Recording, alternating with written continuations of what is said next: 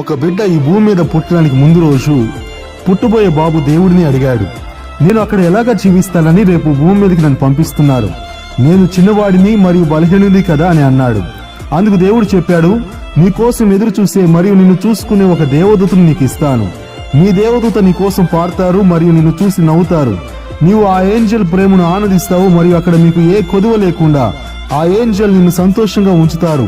ఆ ఏంజల్ కి నిన్ను చూసుకునే కంటే ఏ ముఖ్యమైన పని లేదు అన్నాడు. కానీ నేను ప్రజలను ఎలాగ అర్థం చేసుకుంటాను, నాకు వారి భాష తెలియదు కదా అని ఆ బాబు అన్నాడు. దేవుడు నవ్వి సమాధానం చెప్పాడు, మీ దేవదూత మీతో మాట్లాడుతుంది. మీరు ఎప్పుడు వినని అత్యంత అందమైన మరియు మధురమైన పదాలతో ప్రశాంతంగా మరియు ఓపికగా నీ ఏంజల్ మీకు మాటలు నేర్పుతుంది అని చెప్పాడు దేవుడు.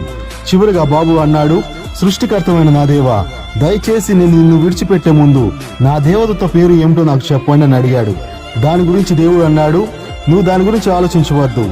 నీవు ఏంజల్ ని అమ్మ అని పిలుస్తావు. ఆ అమ్మ తన శక్తికి మించి నిన్ను కాపాడుతుంది.